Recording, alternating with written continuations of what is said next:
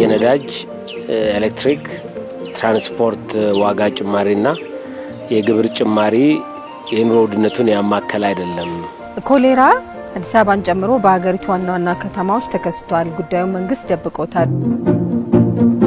የኢትዮጵያ ትምህርት ጥራት በእጅጉ የተጓደለ ነው። ለዚህም ዋነኛው ምክንያት ለመምህራን በቂ ትኩረት አለመስጠቱ ነው።